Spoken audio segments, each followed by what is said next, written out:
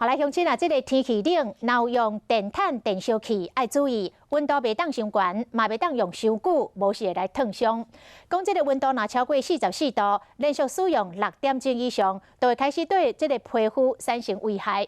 另外，若是有糖尿病，或者是有咧洗油脂的人咧，洗身躯水嘛袂当伤烧，无共款嘛会烫伤。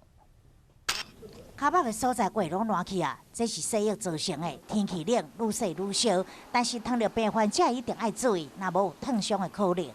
糖尿病或洗肾的老人家，有时候他的末梢感觉神经是比较差的。那如果温度不小心不慎太高的话，是有可能会造成烫伤。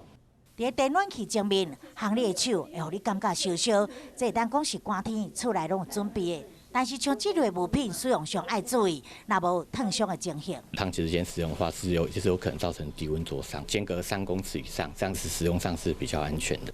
有人惊寒咧困的时会铺这个电热毯，但是上好中有加一领被，避免接触皮肤。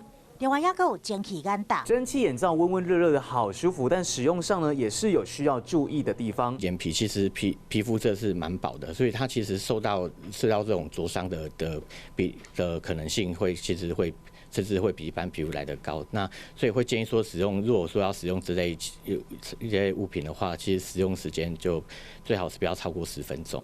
低温烫伤就亲像温水咧煮四骹，这初期的时无明显的烫痛，但时间一久咧，赶快来对皮肤产生影响。